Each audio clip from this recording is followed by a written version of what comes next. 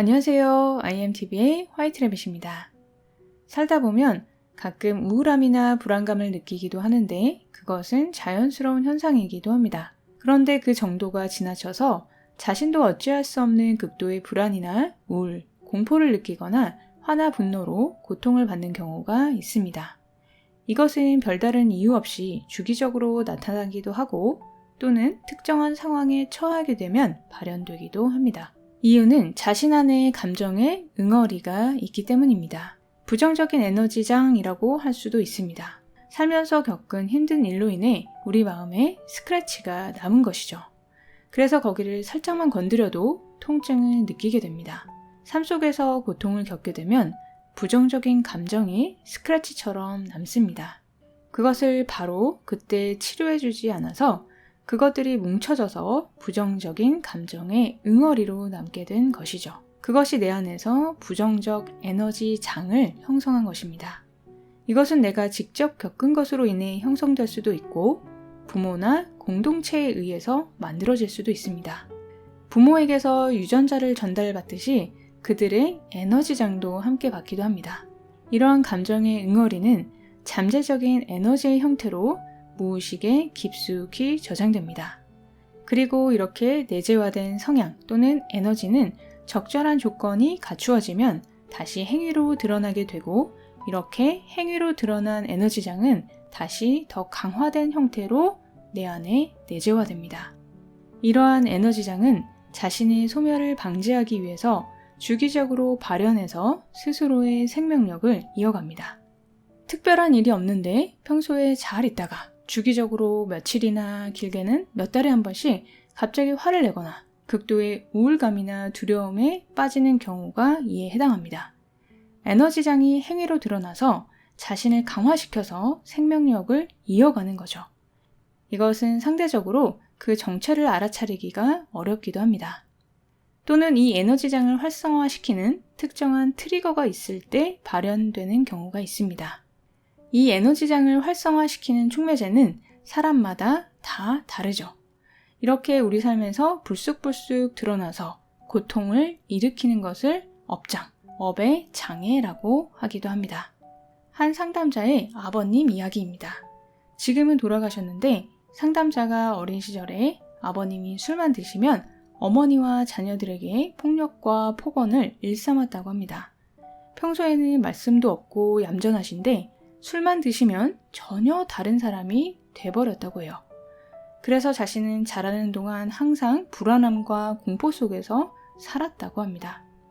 그분의 아버님은 시골에서도 몹시 가난한 집에 태어나셨는데 너무 가난해서 젊은 시절에 남의 집 머슴살이를 했다고 합니다. 어린 나이에 머슴살이를 하면서 온갖 무시와 구박을 당한 것이 한이 되어 남아 있었던 거죠. 그 감정이 응어리가 되어서 마음속 깊이 남아 있었던 것입니다. 그래서 술을 마시면 그것을 억누르고 있던 이성이 약해지면서 감정의 응어리가 폭발했고 그것은 항상 자신보다 약한 만만한 가족들에게 향했던 것입니다. 술을 마시고 들어왔을 때 아내와 아이들이 자고 있으면 아버지가 들어왔는데 자고 있다고 자신을 무시한다고 폭력을 가했다고 해요. 무시당한 것에 대한 감정의 응어리가 있었는데 가족들이 자신을 기다리지 않고 자고 있는 것을 자신을 무시했다고 받아들여서 그 업장이 활성화된 것이죠. 주위에서도 보면 전혀 그럴 것 같지 않은 사람이 어처구니 없는 일을 저지르거나 평소에 점잖은 사람이 갑자기 미친 사람처럼 화를 내고 나서 나중에 내가 왜 그랬지? 그때는 내가 아니었던 것 같아 라고 하는 경우가 있죠. 술에 취해 가족들에게 폭력이나 폭언을 하고 다음날 술이 깨면 정말 뉘우치고 용서를 비는 사람들도 있습니다. 이것은 그 사람 안에 숨어있던 부정적인 에너지장이 활성화되어서 자신도 모르게 무의식에 휩싸여서 그런 행동을 한 것입니다. 진짜로 제정신이 아니었던 거죠. 이런 경우들처럼 화나 분노의 형태로 업장이 드러나기도 하지만 극도의 불안과 우울로 표출되기도 합니다. 위에 상담자의 아버지는 화로 그것이 표출되었지만 항상 어린 시절 불안 속에서 살아야 했던 상담자는 주기적으로 극도의 불안함과 공포감을 느끼고 조금만 큰 소리가 나도 그 에너지장이 활성화되어서 고통을 받고 있었습니다. 정도의 차이는 있지만 많은 사람들이 이러한 감정의 응어리를 가지고 있습니다. 이러한 부정적 에너지장이 활성화되면 1차적으로는 당사자의 몸과 마음을 오염시킵니다. 우울증 등의 정신질환뿐 아니라 몸의 면역을 떨어뜨리고 심장혈관 질환을 일으키기도 합니다. 그리고 주위 사람들을 그 에너지장으로 끌어들이면서 그들도 오염시킵니다. 특히 가장 가까운 가족, 자녀와 같은 약자에게 그 피해가 크게 됩니다. 그러면 어떻게 하면 이러한 문제를 근본적으로 해결할 수 있을까요? 내 안에 부정적인 에너지장이 활성화되었을 때 대응 전략을 잘 쓰면 그것을 해결할 뿐 아니라 깨어남의 방편이 되게 할 수도 있습니다.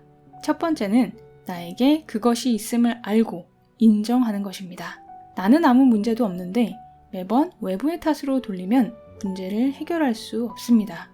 그것이 내 안에 있음을 관찰해서 알고 그것이 활성화되었을 때 알아차려야 합니다. 극도의 불안, 공포, 분노가 일어날 때 내 안에 부정적 에너지장이 활성화되었구나 하고 알아차리는 것이죠. 그리고 그것을 지켜보아야 합니다. 지켜본다는 것은 무의식에 빠져서 그 에너지장이 완전히 정복되지 않는다는 것입니다. 그 순간에 의식적으로 깨어 있는 것이죠. 그것을 지켜보고 있으면 내가 무의식으로 빠지지 않고 지켜보는 자로 있음으로써 그것에 휩싸이지 않을 수 있습니다. 설사 그것을 지켜보고 있음에도 알아차림의 힘이 아직 약해서 그 업장의 지배를 받게 되더라도 그 강도가 훨씬 약해지게 됩니다. 무의식으로 완전히 내려가지 않기 때문이죠.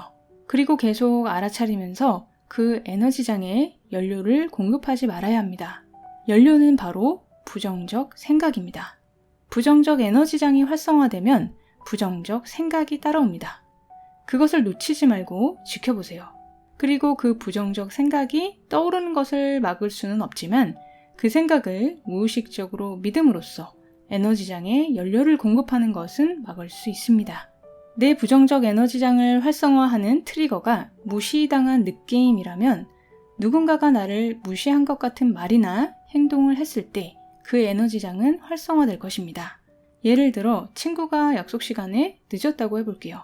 그것을 대수롭지 않게 넘기는 사람이 있는 반면 나를 무시해서 늦게 오는 것이다 라고 받아들여서 과도하게 화를 내거나 상대와 싸우거나 할 수도 있습니다. 그런 경우 나에게 무시당함에 대한 상처로 인한 감정의 응어리가 있는 것입니다.